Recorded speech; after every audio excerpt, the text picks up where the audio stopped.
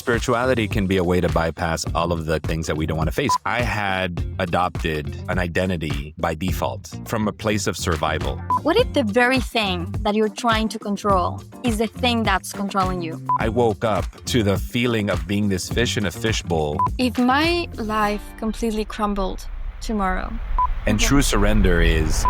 This is Create What Matters. Welcome to Create What Matters, the podcast for creators, entrepreneurs, and seekers who refuse to settle for surface-level living. I'm your host, Ale, and thank you for being here for one more episode. Today's episode is part of our Inner Compass series, where we explore how to cultivate your inner voice in a world that is constantly telling you who to be. Because here's what we've learned. Everyone who's creating something meaningful has learned to listen to that quiet voice inside, the one that knows the way even when the path isn't fully clear. Something that I want to start with today is a question, an opener for today's conversation. What if the very thing that you're trying to control is the thing that's controlling you? My friend Johnny, who I will introduce in a minute, once told me something that completely shifted how I navigate life's chaos and messiness. He told me there's only one real decision I've ever made. Everything else, pure surrender.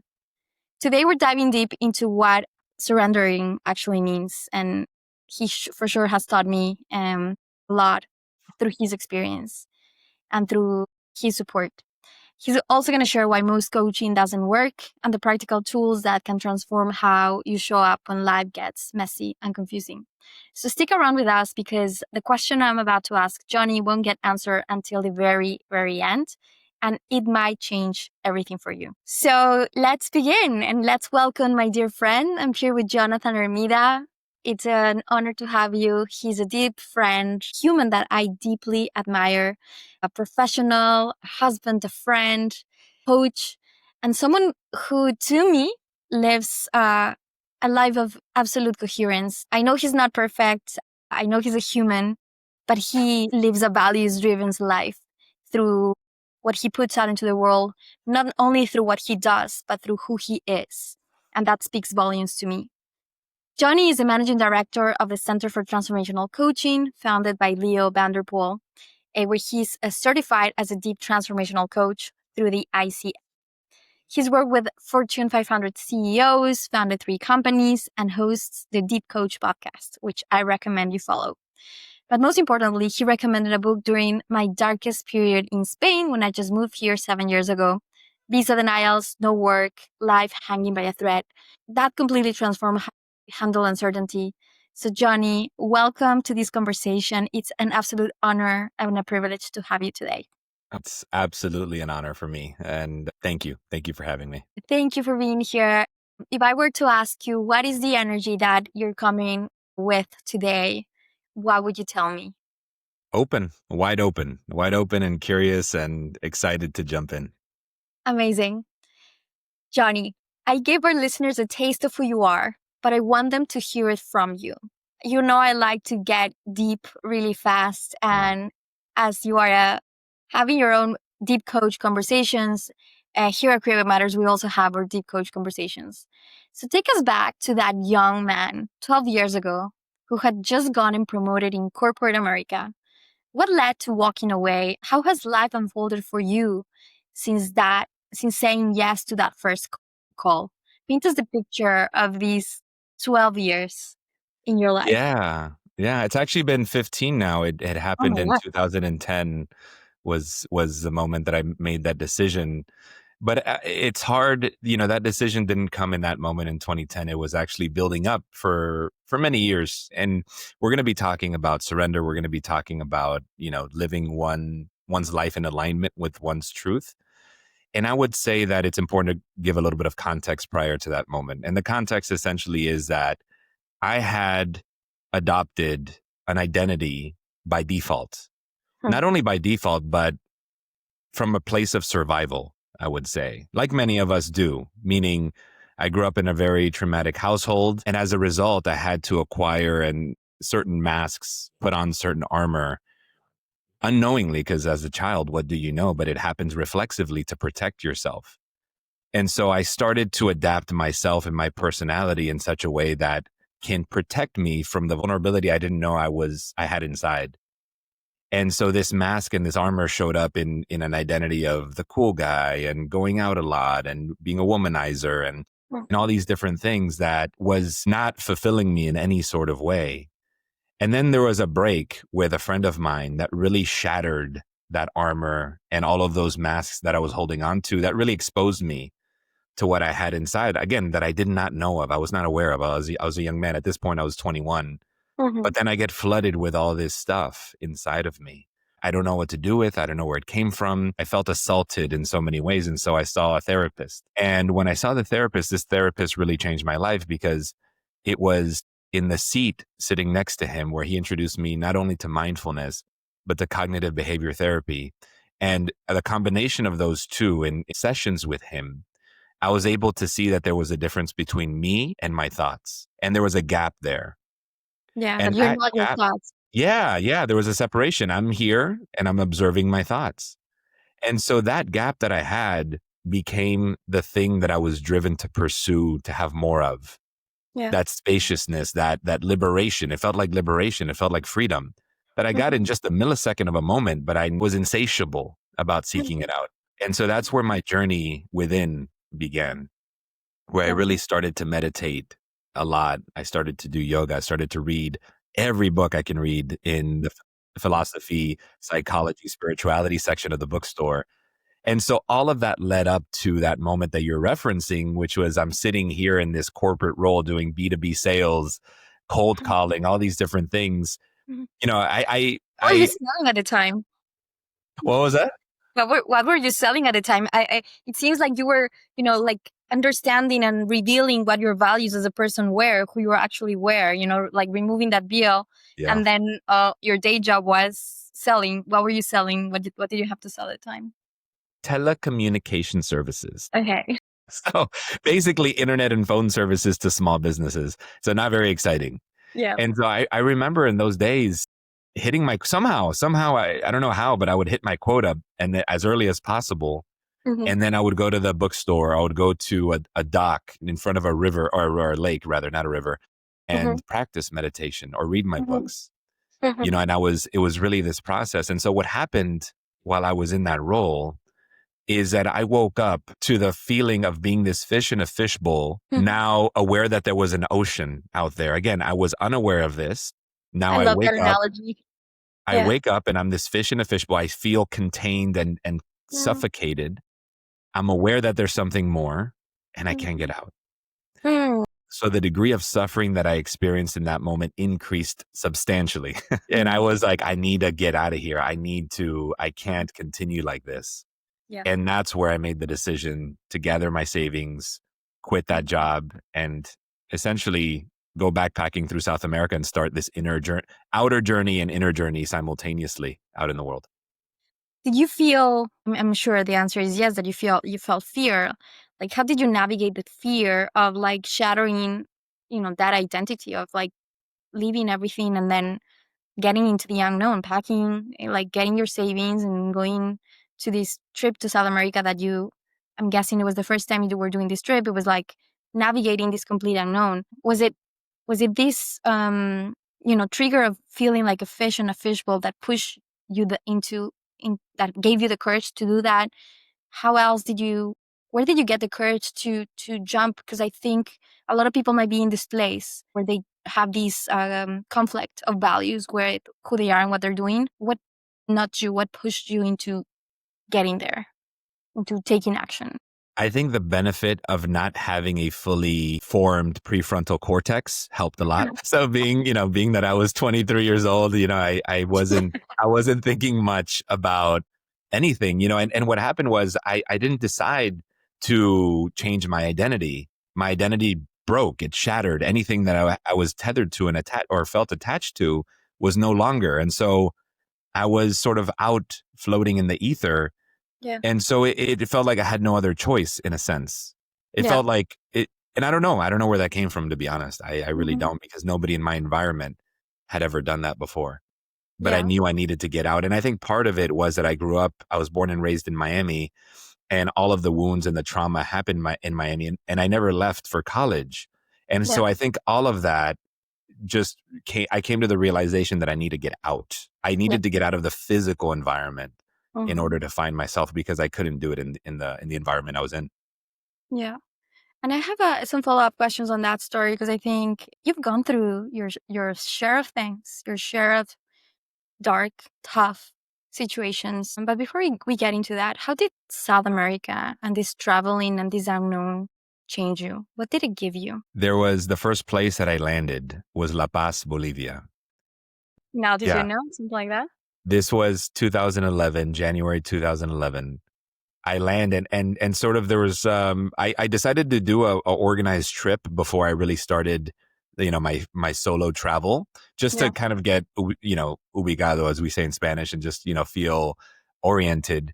And Mhm. the first person I speak to was this young woman, 33 years old, short curly blonde hair, that was on the 13th month of an around the world trip. So this was the first person I spoke to when I landed in La Paz. And I just take a step back in that moment. And I'm like, any thoughts about that I had about women traveling alone and, whatever, all those Out the beliefs. window. I was like, you can do this? Like, again, I had no model that even what I was doing, which was backpacking as a young man, I had no model of this. And so this was the first person I meet. And so she was on this trip with me, and I picked her brain, of like, where did you go? What did you do? How did you do it? Blah, blah, blah. And she changed my life. She was the first catalyst that began to expand my awareness of what's possible. And you Mhm. asked me about South America and how it changed me. Well, I just kept meeting people who expanded my Mm. understanding that there is no one way to live life. There are infinite ways to live life. Mm. And so I just kept expanding, and I kept growing, and I kept one person led to another person, led to an opportunity here and another new location there. And I had no real plan on where I was going or what I was going to do, but I just kept sort of following the breadcrumbs that life was putting in front of me. How liberating. I actually missed one important point in my story. The day that I quit my corporate job, I told my boss that I was done. I walk out, I get in my car. To this day, and I've had incredibly high experiences in my life in so many ways, I have never experienced the euphoria, the high, the joy. It was a spiritual awakening. It was like I was unshackled and liberated. Made the decision, and every cell in my body just lit up. I was in tears. I was just like, I'm free. I'm free. I'm free. And it was just so incredible. And to this day, I still get, chills thinking about that, because that changed the entire trajectory of my life. Yeah, like even your body reacted to this Yeah. truth, Yeah. this action. And I also want to touch on part of this journey, the hard parts, the parts that give us a lot of information into who we are and that allows us to navigate deeper into ourselves. I think I can totally resonate with who you are because of the level of depth that you've gone through, the level of hard things that you've gone through, and I think that builds empathy and that builds compassion if you use those situations obviously to make that happen. How have those situations, such as your mother's passing away and family situations as well, as you said, I come from a traumatic family myself. How have those experiences shaped you and shaped this journey? Because I'm sure a lot of that opened up in solitude while exploring the world and exploring this path that it was so yours. Yeah. Yeah. I've been able to experience certain heights in my life in many ways only because I've experienced extreme depths, and we all are a product of our environment and our upbringing.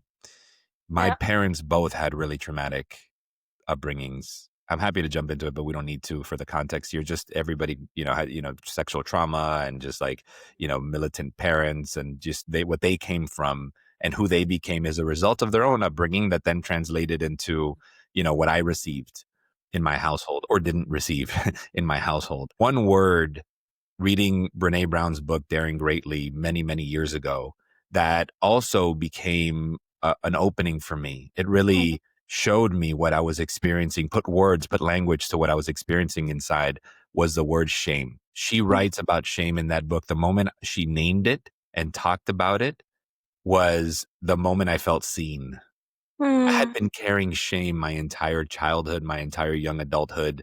It was, I am not enough. I am ugly. I am bad. I am, all of those, core beliefs and wounds. And so when all of that came, and I was, again, hence the armor, hence the masks, I was hiding and trying not to feel shame. I Mhm. didn't. What kid knows what to do with shame? Of course not. And I didn't have anybody to model anything differently, and I didn't have anybody to guide me anywhere else. And so you Mhm. do what you can do as a young man. You survive psychologically. And so then once I was picking up the pieces, once all of that shattered, I had to confront that. I had to confront my own and probably my family's on some degree. There was some generational shit in there as well that needed to be outworked. And so a lot of really dark nights of the soul, of self-hatred, of just really unhappy with myself, and really overly identified with that piece of myself. And so I had to look at those things. Life forced me to look at those things, thankfully. And you dare to watch as well. You dare to watch and Oh, yeah, yeah. At the end of my journey in South America, I went very deep into the heart of the Amazon to do ayahuasca for many days. And I remember going into that experience and being in that experience and saying, whatever is in there, I want it to come out. I want to see it. I want to confront it. I don't care what it is. Bring it. Bring it. Mhm. And I would be in the circle saying, come, whatever it is, come. I want to unearth it. I want to see it. Mhm. I no longer want to be beholden to it. And life agreed and brought it to me, unfortunately. But it was great. It was Is it ultimately, gentle? Because it no, was. it's brutal. It's brutal. But when you really break it down, however, and you have enough spaciousness inside of you, you start to see that what we're afraid of is a series of bodily sensations and feelings and thoughts. Yeah. Bodily sensations and feelings and thoughts. That's what Mhm. we're hiding from. That's what we don't want to feel. And when you really break it down like that, Hmm. I say, I can feel bodily sensations. I can feel discomfort. I can feel contraction. Yeah. I can also hear and feel the thoughts. That's doable, because there's this big, hairy, scary monster that we're like, I can't see. That's what shame thrives on. Yeah. But when we look, okay, this is uncomfortable. I don't want to look at this. But when I really look, it's not gonna kill me. It's manageable, or there are ways to approach them, to sit with it. There are tools. There are ways to manage it. Yeah. Yeah. And you lean into it. You lean into it. You don't identify with it. You look at it, you feel it, you breathe into it, you let it go. And so I began to form relationship with those parts of myself and actively, you know, create an environment of grace and surrender, Yeah. where I can begin to release and let go and sense into what else is there once Mhm. get that junk out of the way. You're talking about a keyword, and a part of the conversation that I want to have today is around surrender. 7 years ago, when we met, a little after that, you recommended me this book, The Surrender Experiment. I was 6 months in after I finished my student visa here, visa denials, no work, my future hanging on government paperwork. I was exhausting myself trying to control everything. My life was depending on a piece of paper, and I had done everything right. So this book and your support as a friend had been transformational to me. We also had the Horizon community, or community of amazing people who were there for me. But this book was pivotal to navigate this moment of extreme unknown. What is it about Singer's approach, Michael Singer's book? Michael Singer is the name of the author, that you felt could help someone drowning in that kind of uncertainty? Yeah. I think in order to answer that, we need to understand what we're talking about when we talk about surrender. And it relates to what I was sharing about my story, in that we form an identity in our life. And this identity that we form has a lot of unresolved stuff attached to it. And as a result of that unresolved stuff, we form a set of attachments and yearnings and desire from that personal self. I want this, I need this, because then it will give me this, that, or the other. Right. And so that personal self becomes really attached. Life must be this way in order for me to be okay. We make these declarations inside of ourselves. And so what Michael Singer's approach, why I recommend it, is because in order for you to get to that point of surrender, what you're first surrendering to is that little self. And it's not so little at first because it's the thing that we most identify with and relate to, which is that personal self. And what happens, however, is that for some people, the identity that we have come to know sort of works, right? Because one can live. It's like this costume that we put on. Yeah. Right. We are this man or woman. We have this career. We have this family. We have, this social life. And so if our external life matches up with our internal identity, we can play that costume game our entire life and be okay with it. And we don't need to rock the boat. And it's all good. We're driven and life can work on that level. But what happens when we talk about spiritual awakening and why it's such a tumultuous process and how it's connected to surrender is that when that identity starts breaking down on any level and it no longer holds water or it no longer serves us or it's creating chaos and pain for us, then we need to begin to let go of it, because it ultimately is never, whether it works or doesn't work, it's never our true self. It is sort of these external identities that help us to relate to the world. It's part of being a human being. Yeah. We're a human being, and I'm from Miami and I'm Cuban background. I'm a man. So it helps us to relate and connect to people on a human level. However, that help us survive and function in society is what you're saying. Exactly. Yeah. And we also have a deeper spiritual truth within us that we are much more than just that external identity. And so what we're first and foremost surrendering to is that identity because that identity of the personal self is trying to control everything in order to make their life okay, in order to be okay, feel okay. But that's the biggest illusion of all, because we're a speck of a speck of a speck on a rock spinning around a ball of fire in the middle of nowhere. And so to think that we have control is madness. The illusion of control. And I think when I think of the term surrender at first, I think of, you want me to give up. So should I give up, or should I give up on, in that situation? And there could be obviously worse situations. My life depends on a piece of paper. You cannot tell me to give up, So, but I do see how that, I was like, what is the dance? I am doing everything I need to do. Why isn't it? This is not working. And I can also recognize how I wanted to control the situation, and by force of control and strength and willpower and doing, the outcome wasn't changing. It was only getting worse. So what can you say in that regard? Yeah, what I want to share first and foremost is that life at the deepest level happens in paradoxes, meaning two truths exist at the same time. So surrender on one level, it's crazy to think that we have control over the unfolding of our life.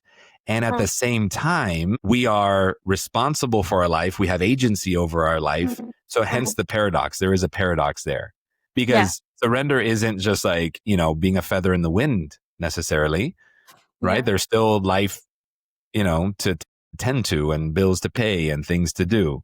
What we're ultimately surrendering to is that again, only for those for whom the identity has been shattered and you're discovering something deeper and truer inside of you, what starts to happen when you enter into that journey is that life starts to communicate. I mentioned breadcrumbs earlier, that life was leaving me breadcrumbs. Life starts to leave you breadcrumbs in different ways that you can either choose to listen to and pick up and see, or ignore. Yeah. Is that related to the intelligence of life, which Singer talks in its book? Because he talks about life having its own intelligence. So how do you identify these breadcrumbs from your own ego, from your own narrative? I think I think this is a complex question, but how do you build that discernment to understand when to pick up on those breadcrumbs that life is trying to communicate to you or whisper to you? Yeah, it is very difficult. Now, what I want to mention about surrender, because in Mickey Singer's book, The Surrender Experiment, he surrenders to life and then becomes a billionaire CEO of this tech company somehow, and so I do think, however, if nobody's read the book, it might sound ridiculous and like, oh, this guy's full of shit, but read the book and you'll see how all of that unfolded in a way that does connect to surrender.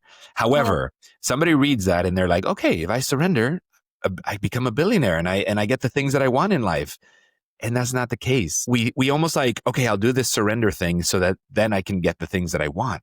I have the relationship and the thing. But surrender means I surrender everything. I surrender my personal will, my small will for the greater will, life's will, God's will, whatever you want to connect to that's beyond you. And that could mean all sorts of things, to be honest. I do think that, life isn't perfect. People pass away. Things don't work. Yeah. That doesn't mean surrender is not working. It just means that's just the way life is unfolding. Like my mom passed away at 56 years old. One can say, oh, she passed away too soon. She lived a full life. She lived 56 years. It's all relative. Everything's relative. When we really zoom all the way out, the little unfolding of our life is quite insignificant compared to the greater unfolding of the universe. And so, again, this goes deep. And not everybody's willing to engage in life in this way. And it's okay. And you don't have to. Nobody's saying you have to. But it does take courage on one level. But more than courage is a deep connection with that inner truth within you, which requires one to do the work to get there, to be able to listen to that. So that when you see a breadcrumb, you're able to discern, oh, okay, that is a breadcrumb that I should pick up. Because the discernment capability is something that you develop over time. Yeah. It's like building a muscle. Like building a muscle. And what would you say is the difference for you between surrendering and this common term we hear in the spiritual world and personal development work around spiritual bypassing? What is that difference between truly surrendering to life and accepting life's flow? I really love the word acceptance, actually, versus using spirituality to avoid taking responsibility. Where is that line? Yeah, that happens a lot. And in the spiritual communities that I've been a part of, a lot of people. You see it a lot. You've had conversations around this and even coach people who have navigated these two sides. Yeah, because spirituality can be a way to bypass all of the shadows and the things that we don't want to face. Because if we really get to that spiritual core, if we're really in a deep meditative state, then we're not in those energies. And so we try to bypass. That's what we mean about spiritual bypass. And the same thing with surrender. If I surrender, then I'm not in charge of my life. Whatever happens, happens. And then, but I also still, there's a little me that really wants it to happen this way. And so, there's a lot of that happening. And true surrender is no matter what life presents in front of you, you say, okay, I accept it. I'm with it. I understand. Okay, what is this trying to teach me? What is the opportunity in this for me? How can I use this to continue evolving and growing and helping others? Yeah, that to me is wisdom, like a level of wisdom. Yeah, I speak from personal experience. You can do it with a framework of or an attitude of resistance or questioning it, which often will happen to all of us, especially with very hard stuff. You're pushing back, you're resisting it, you're taking action, you're trying to change the outcome. And this to me is a process where you say, I'm letting go of that control and I'm just going to start asking questions to the situation about what can I learn from it? What's the gift here? Yeah. Because what's the alternative also, by the way? To continue to resist and control and to suffer in that process. At least that's one path that I've taken in the past when things that, I had this script of something that was meant to happen and everything was working, especially in the space of relationships, and it breaks and it doesn't work, and pain is too high, suffering is too much, grief is too deep, that your body just wants to change the outcome in any way possible, to not accept the situation, to resist it so much, especially if you're a person that pushes and fights and, gets good outcomes by doing that. But it doesn't work. Yeah. There's this beautiful story, and I hope I don't butcher it completely, but I'm going to sort of paraphrase it. There's a king that has his assistant and he has a son, and he has this beautiful sort of cavalry of horses that he has and that soldiers and all these different things. One day, all the horses escape. And the assistant says, "Oh, my king, how horrible this is, how horrible." And the king says, "Maybe it is, maybe it isn't. We'll see." And then later that day, his son goes off to try to catch the horses with some others. He gets on the horse and that wild horse throws him off, breaks his leg. And the assistant goes, "My lord, my lord, your son, he's injured. How terrible it is, how terrible it is." And the king says, "Maybe it is, maybe it isn't." And so they come back, they're tending to the son. There's an emissary from somewhere else that comes and says, "Hey, we are going to war and we need all your able-bodied young people to come." And, and so this son can't go. And the assistant goes, "Oh, my lord, your son can't go. How great it is. How great it is." And he goes, "Maybe it is, maybe it isn't." Anyways, on and on it goes. But that shows a little bit of how we don't know if something is truly horrible or great. Yeah. We've been in this world, no matter how old you are, for a microscopic amount of time. And for us to think we know what is good or not good in the long run, we have no idea what the bigger picture in all of this is. Yeah, I think it might be quite arrogant sometimes that we know that we know everything, and also we tend to categorize things in good and bad. I had another Yeah. podcast with Charuka, a lady who I love, and she talks about this. Just get rid of that categorization machine that your mind goes through to put things in your life from this is good, this is bad, this is good, this is bad. Maybe it is, maybe it isn't. Yeah, maybe it is, maybe it isn't. Johnny, you're certified in deep transformational coaching, which is a topic that I want to talk about today through Leo Vanderpool's program. So for someone who's drowning in the sea of life coaches and who thinks that life coaching is, this, with all due respect, sometimes even bullshit way or tool, because the world is filled with life coaches, health coaches, mindset coaches, growth coaches, anything at all, style coaches, just the marketplace has grown so much. And for someone that is fundamentally wanting to find something different in the world, what can you tell them? And in terms of the deep coaching approach, what are we actually transforming with the deep transformational coaching method and angle that you work with? Yeah. I want to take this first from a higher level because I've been in the industry for about 13 years now. Before I was trained as a deep transformational coach, I was trained in a more formal, traditional format, which is through the International Coach Federation. And that's the governing body of one of several governing bodies of coaching. And so I also now mentor many, many coaches in the industry. And so I have a keen understanding of coaching as a thing in the world. And I can see it from all angles. So I see it kind of the eye roll part of it of like, everybody's a coach, everybody's calling themselves a coach on the one hand. On the other hand, how many people are trying to be of service to the world? Hopefully, if it's coming from a genuine place. I guess what happens is there's a lot of charlatans out there and people proclaiming this and proclaiming that. But let's take it in its pure form. And before we get into deep transformational coaching, just what coaching is as a modality of healing, of help, of support. So many people, most people, never truly pause to just be with what's happening in their life and to think about what's happening in their life and to work on what's happening in their life, work towards their goals. And so to have a space where you can be across from somebody that is there to objectively reflect back and to help you navigate your way forward is just already in and of itself a disposition that the majority of people can benefit from. Just that very thing. Definitely. How can I support you? What do you need? And so traditional coaching is results focused, solutions oriented, which is fine, right? That's, hey, how do I lose weight? How do I, make more money? Great, beautiful. Wonderful. Let's figure that out. That has a place in this world, no doubt. And a lot of people are attracted to it.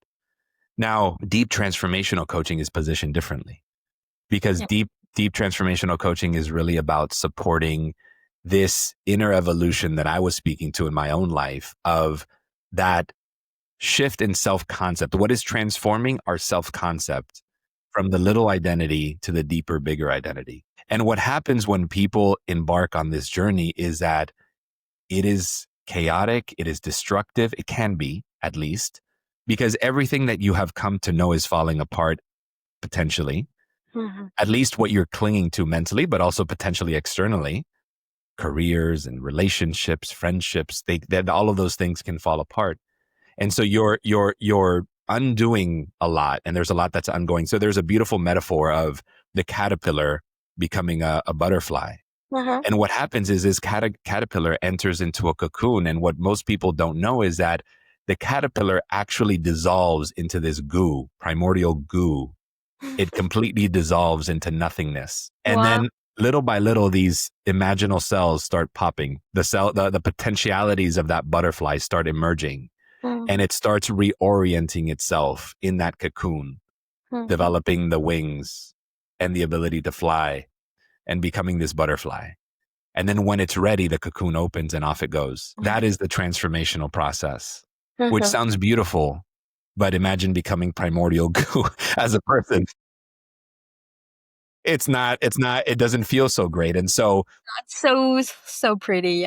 not so pretty. And Mhm. so our work is first and foremost to help the individual that's coming through our program move through their own transformational journey, because in order to enable transformation, we must first be that transformation. And so Yeah. we ensure that the person is supported through their own transformation, has the language to communicate what's happening inside of them. And then, okay, now let's translate that into how we're supporting others moving through that very thing, to sense into, to tune into what life is asking of them, what is calling them forth. It Yeah. requires us to get really quiet, to get very still, to trust, to listen more to our heart, less to our head, and so I think it's that a part is journey. important, the hard part, because I think yeah, it seems to be like a deeper level of self-knowledge, of exploration. And you also create what you call containers, which help people move beyond the noise of their mind. What do you mean by containers, and what does it feel when someone drops this mental chatter into something deeper? My personal experience with coaching has been through, I think, more the mental, the tools, which is great, the practical tools. But how do these containers help you explore and dive deeper? Yeah. So think about the container is a bit ephemeral, so you can't really see, where you're not like in a room, you're maybe virtual. A lot of deep coaching actually happens with the cameras off so that one can really connect and feel connected. Mm. So think about any person or yourself sitting in bed before you go to sleep, and you're just there. You're just there sitting. What's happening in your mind? Your mind's probably typically going off the rails. You're thinking about the day that was, the day that will be. You're thinking about a show you might want to watch. Your mind is just bloop, bloop, bloop, bloop, bloop. All sorts of things are happening in your mind. And so unless you really intentionally sit to meditate, there's no real mechanism to, orient it where you want to. Now, Mhm. coaching, and any coaching, ideally, if the person is coming really from a true place, the moment you sit across from somebody and they ask you even a simple question like, what do you need? Or how can I Mhm. support you? Pause for a moment. What happens there? All that mental chatter gets focused and oriented on answering the question that's being asked. Mhm. So it becomes this container in and of itself, again, before even getting into the deep transformational stuff, where you can really think a little more clearly about what's happening in your life. Because most people, like I mentioned before, don't pause at any point to really truly reflect and think about their life. And Got so the it. container is that environment that you are creating through your presence as a coach, through the Mhm. questions you're asking, through the space that you're holding. And again, in the deep transformational realm, it's really a little bit deeper. It's quieter. It's more reflective. And so when you're in the presence of somebody in that way, it makes it easier to drop beneath the noise of the mind and start Mhm. listening and tuning into the heart, if that person is calibrated in the right way and really holding the container in the right way. Yeah, I find it really interesting how you mentioned that deep transformational coaching is about working at the level of identity and well being. Can you give us a specific example of how this plays out differently beyond the tools? What types of transformation are we able to see, or have you able to see within yourself? I'm guessing this is rewriting a lot of those narratives that one person might have to create a different outcome, but it seems also very hard to do that. We are deeply programmed.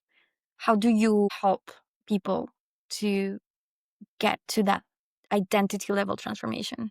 Yeah. Through the practices that we have, that we teach our coaches, they create the environment that allows the person being coached to drop beneath not just to drop beneath the level, because this is the key of a deep transformational coaching. So let me take a zoom out one more time, because Yeah. in traditional coaching, the results happen outside of the session, Mm-hmm. meaning you navigate, hey, you get a promotion. Okay, what are some tactics and tools that you can use? What are some approaches? Great. They're actually going to implement that outside of the session, Yeah. right? That's where the sort of impact or the results happen. In a deep transformational session, it happens within the session. And we're really looking to shift their being, Yeah. to support the shift in being that is happening. Mm-hmm. And so, and so that does require us to create an environment where one can be quiet enough to drop beneath and experience that deeper, truer self, like the one that I mentioned was felt unshackled and free the moment that I quit. That experience of experiencing my true self. Because then when you're able to experience yourself at that deeper level and in that deeper way, then what emerges from that, what you start to tune into, is altogether different, because it's coming from a different calibration, a different layer. Mm-hmm. You're understanding things a little bit differently. You're not Mm-hmm. coming from the mind. You're coming from being. That sounds like music to my ears, to be fully in alignment to who you actually are, and build that equanimity to be able to stand and show up in the world through that exploration and self-knowledge. But I'm sure, as you say, it's messy. You have to become woo and almost disappear, Yeah. and faith to reemerge. Yeah. Which is why, just to jump in here real quick, which is why it's so supportive to have a coach to normalize the process, not just hold the space, but normalize the process. Like, you're not going crazy. It's not, this is a process and a journey that many human beings go through. And I am here holding you and holding you in that space. Mhm. Exactly, to hold the process, because I can imagine that any situation that is hard, like loss, grief, all of these things shattering in one's life, without having the tools, or without having access to the tools, or even awareness or knowledge that these types of tools exist, that's what can then get us to different very unhealthy paths, right? Or self-harming paths, such as addiction or vices or a number of things. These are tools that, would help us navigate that complex human experience, but then, and that's why they're so needed, to prevent us from jumping into whatever it is that we need to validate ourselves, or to not even feel that pain, that grief, so on and so forth. And Johnny, if you were to think of a tool, something that you could share in terms of a surrender practice for our audience, something practical when someone is in the middle of chaos, trying to control everything, what is one tool of practice that you teach that can help people start surrendering? Something that they can use this week, for example.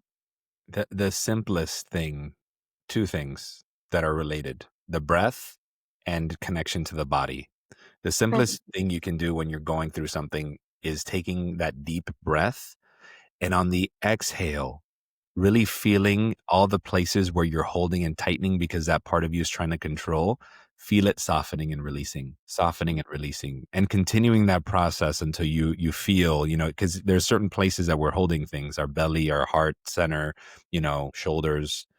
And so if we can feel those parts of our body that is gripping, it feels like it's gripping. If that can release, it Mhm. starts to create that sort of ripple of, okay, I can be with this. That's as simple as an exercise that I think anybody can incorporate. Deep breath, couple deep breaths, however many deep breaths are needed, as you release those areas of tightness and tension in your body. Yeah, this takes me back to that, what you were mentioning in the beginning about the sensations. Am I able to feel these sensations, these things that are happening in my body that, we think they're going to be impossible to sustain, to manage, but at the end, with the tools that you're sharing, is how you would be able to navigate through them. That's it. Yeah, exactly. And now that we were talking about the coaching industry itself, I do hear from some people in my life, or friends, or new people that I meet, or even some people that haven't had the space, or even the curiosity, or even the awareness that these tools exist, or that there's a path for personal exploration. But then they come to find that there's a spiritual marketplace, right? There's so many things, so many options. The wellness industry is worth billions of dollars. The spirituality industry, I'm sure, a lot of money as well. You yourself have invested tens of thousands of hours and dollars in your own development. What have you learned in terms of discerning authentic transformation and spaces and tools from what you call spiritual entertainment? How do you spot the difference in a marketplace full of noise? Yeah, I mean, we're inundated in every possible way at all levels in every industry with options and, charlatans and all sorts of things. I think if you're really being true and genuine to your own journey, if we're talking about, your own spiritual transformation and being on a spiritual path, there's an aspect first and foremost that one needs to trust what gets put in front of them, because we're all on a different journey. And so we can't possibly try to like cross-reference everything that's out there, because that's impossible. And so it's more a matter of the breadcrumbs and picking up the breadcrumbs. Like, oh, I just listened to this podcast and maybe I pick up the surrender experiment. Oh, that leads me to having, there's a book club on the surrender experiment. Oh my God. Now they are showing me this, opportunity to go to this retreat. And then that, those are the breadcrumbs that I'm speaking to. That is those that are genuine to the path, I recommend following more than anything in the head. And so how do you tell the difference between, the spiritual entertainment? Well, to be fair, sometimes the spiritual entertainment is a sort of Trojan horse that gets people even interested in this work. So there's people that may not be fully embodied out in the social media world, Instagram and whatnot, but in sort of seen from a different light, at least they're putting language out there that is inviting people to think about things differently. And so it's a gateway drug of sorts, can be, at least. We just want to make sure that there's coherence. You mentioned the word coherence, that you're sensing a coherence with the messenger and the message. Yeah. I think from my own experience, I can also say when I first started and exploring this, I had an expectation, if you will, of finding a guru, finding someone that would hand me the key to my healing, the key to happiness, the key to success. I remember being in India many years ago, before we met, actually. And I went to a meditation retreat for the very first time. And I went to this meditation teacher and I told him, hi, can you give me a list of books to meditate and videos and podcasts? And I would love to get your number because, I would really like to have, meditation coaching with you. And he looked at me and said, none of that is going to happen. I'm not going to give you my number. And forget about books. Come and sit down in class and do that for the rest of your life. Like what we're doing in class, do that for the rest of your life. And I think, I was naive and I was innocent, and you want to learn from people that have navigated through these paths. So at least I had this sense of admiration, and I do still have a sense of admiration of people that lead this life in a life of service, a life of coherence. But at the same time, I've learned that we can give away our power to coaches and healers. So how do we maintain this sense of agency and sovereignty in our own transformation while still allowing for this support and this guidance? Yeah. Such a beautiful question. You know what? I do want to say that I love the Sanskrit definition of guru, which is dispeller of darkness. And in that definition, there are so many, it doesn't have to even be a person. There are so many dispellers of darkness, so many gurus out there that can support in that way. You What is a mentioned dispeller of darkness? How would you define that? dispeller of unconsciousness, that which we're unconscious to, of the shadow of all that thing. So you can say dispeller of darkness or way shower of light on the other side, because as we dispel darkness, it's what's left is light, ultimately. And you mentioned a key term, and that's giving over our power. We never want to give over our power to anybody. And so no matter what, take the message, leave the messenger, no matter who it is. I mean, I've had a lot of teachers, I've had mentors, I've had people that have changed my life. I don't put them on any pedestal that, takes any power away from me, however. And so, and everybody has different dispositions. There are people that are more predisposed to want to do that versus other people. And there's also other people that are very skeptical of especially anybody that's any sort of coach, teacher, blah, blah, blah, blah. And Yeah. so so any of one of those things can get in the way, both the cynicism around teachers as a whole, but also the attachment to teachers as Mm. well. Two ends of a spectrum. Two ends of a spectrum. Mm. Yeah.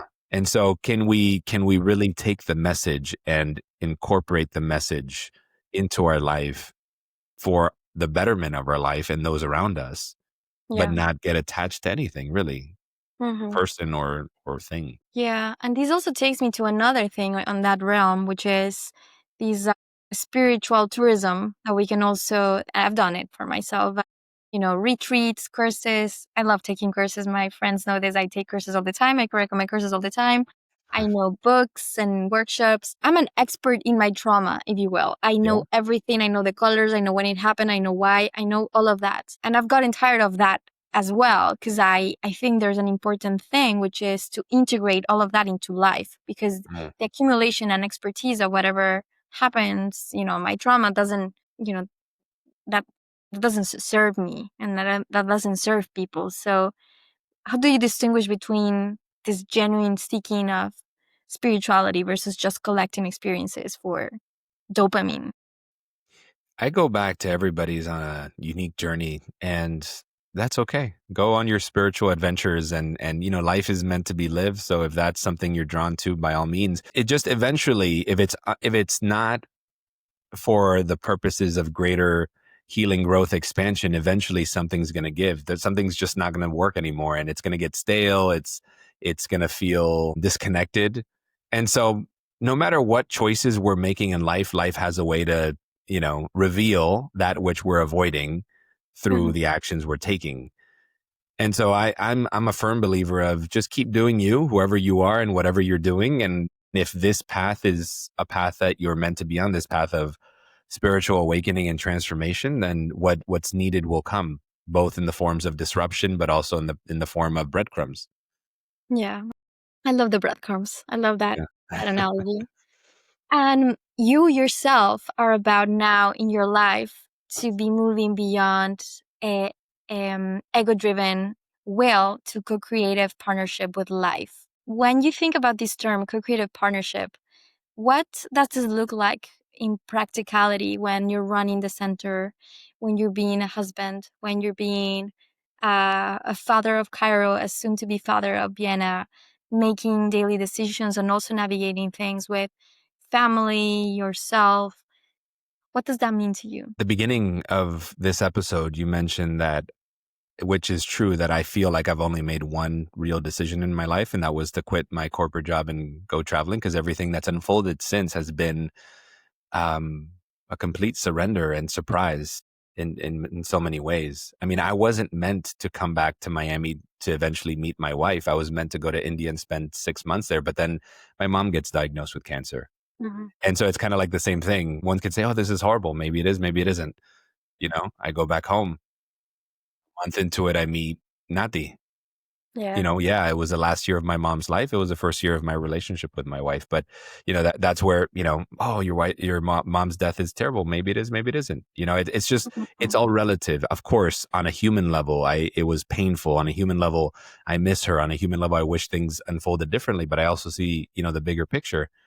And so then how life unfolded after that moment, in terms of then starting Rise On and then going into Capsule, and then even getting in the seat of being the managing director of the center. I'm like, I don't know how I'm here. I don't know. I really don't. I obviously on a practical level, I'm taking actions and doing things, but it feels very aligned, because I think what has been driving me since I came out of the other side of, not that I'm healed and pristine and those things, but when I came out of the other side of doing the immersive work and really transitioning into being of service to the world, when I really transitioned to being of service to the world, I've been driven by purpose. And that purpose has been, I have every morning a prayer that I sort of share to God, to life.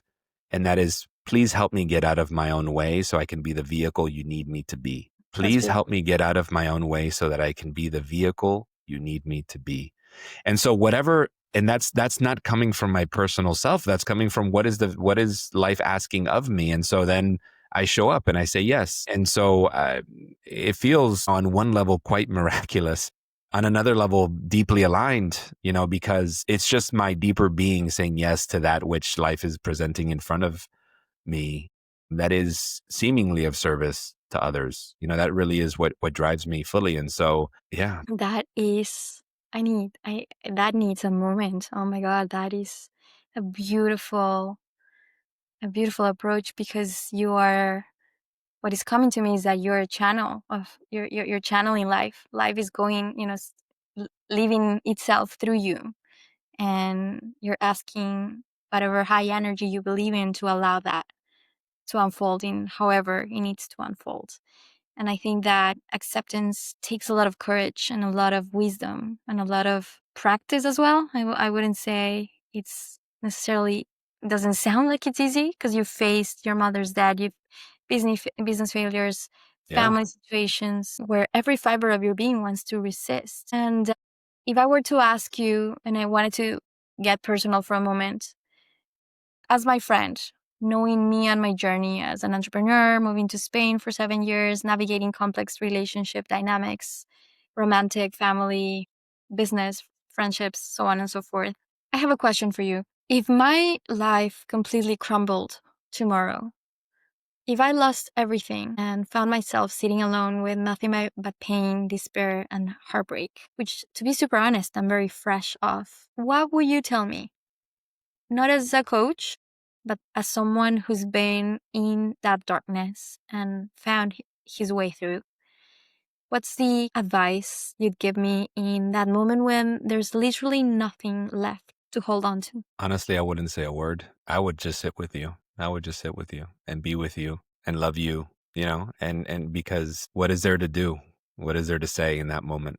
Because it in that being held in that way, and supporting someone in that way, you give space and room for the tentacles of of the disruption that happened to just outwork themselves in whatever time, in whatever way they need to, rather than trying to force anything, rather than trying to fix, heal, change. Just like, let's just be with the chaos. Let's just be with, this moment of complete and utter destruction of everything I've come to know and love. Let's be with it. Let's just be with it. There's nothing we need to do with it. That's what you've done so many times. And that's what you do for so many others, that holding space with such compassion and empathy that just becomes so inspiring. It's such an example of who to be as a human being, regardless of whatever life has in store for us. Is that humanity and that deep compassion and love you have, and that you provide so generously, is a gift. And I want to thank you for that, because it's an absolute honor to be your friend and to also be able to share this with others. This is one of the reasons why Create What Matters exists, because this privilege and this honor I want to, at least in this segment, offer to others so they can navigate and swim deep into themselves as well. So thank you for that. I'm gonna take a breath and move on. Oh, I just want to say, by the way, just before we move on, and as you take your breath, how you continue to show up for yourself and for life in the midst of things falling apart is unbelievable. It requires incredible courage. And you're here sitting across from me, still building out this incredible mission that is this podcast, Create What Matters, doing heart-centered work, sharing these stories out with the world. It's just, your heart is unbelievable. And, the unfolding of your life it will bless you in ways that you can't even imagine as a result, because you are absolutely true to your path and your journey and yourself, and it's just a gift to be here alongside you, honestly. Thank you, my friend. If I've learned something from these 7 years and navigating so many things, is just, first of all, to gratitude. I'm so grateful for you and my family and my friends, and the trusting of life, which is something that you and I talk a lot about. So thank you. I acknowledge that. I accept that. I own it. I say, yes, this is who I am. And that's the mission. I'm Yeah. never going to stay small and say, no, that's not me. It is. Yes. That's who I am, and that's what I'm doing, and that's what I'm also channeling to, and that's what I want to create. That's what matters to me. So thank you so much. Absolutely. You're welcome. And I'm so grateful for you. So to move on, for people who want to go deeper, I would like to hear a little bit about the Center for Transformational Coaching and the Deep Coach podcast. I was listening to your podcast, and you're interviewing many different people from different walks of life. And I would like for you to describe what it is that Deep Coach and the center do. What can someone expect if they're considering this work? Yeah. Yeah. Ultimately, the work that we're here to do is to uplift humanity, through the awakening of the human consciousness, going from that small self to that greater self that's connected to that more. Because what happens when we do that is we create human beings that are now in alignment with the greater unfolding that is happening. Because no matter what, we're seeing it where AI is going to disrupt things. There is external things that are evolving in Yeah. such a way that is going to force all of us to question, who am I? What is life about? What am I about? Who am I in all of this? And so the center and deep coaching is meeting that moment precisely in this way, because so many people are going to be waking up and feeling disrupted and needing that support and needing to know what to do with this new emerging self that is coming up. And so the Deep Coach podcast, the purpose of the podcast for me is to highlight the stories of people who have really gone into the depths of that spiritual transformation, who have really touched, you know, whatever version of their chaos is, and Mhm. emerged on the other side and are now giving back, Mm. really understanding who were they before, what was their transformational like during, and how are they now giving back after? Because then highlighting many different versions of that, people can start to see their own selves reflected in those different journeys and not feel alone. And also see that, okay, these other people have been through it, and hey, they've come out the other side. I can come out the other side as well. And so there's Mm. examples of that. I think it's super powerful what you say about, and the question about who am I in all of these, especially in the space of technology and AI. I'm learning about it, and I see this, as much as we need to learn about AI, it's never been more important to learn about the human aspect, the humanity, the ethics. I think it's such a transversal technology that touches upon many things. We even have it as a therapist, him or her, if you want to give it a gender. But it's so transversal, it's so transcendental that it changes so much that we have to ask each other and just navigate who we are as humans in the middle of all of these, because if not, getting lost and fading our selves into these technologies, it's easy, like navigating, like losing our power to algorithms is something that we also need to be talking about in these conversations around coaching, self-development. Who we are in all of this is what I stay with based on what you just said, Yes, and incorporating the navigation of technology and what it means for us as humans and collectives. that's right. That's right. And all right, now that since I've planted a question at the beginning of our conversation, I want to go back to that so I can answer that one for our audience. So here it goes. If someone's listening at home and they're navigating their own chaos right now, for example, controlling everything and getting nowhere, what's one thing they need to understand about surrender that could change their life today? Honestly, there's no shortcut here. There's no one thing that I can share that's going to be like, okay, that's the thing.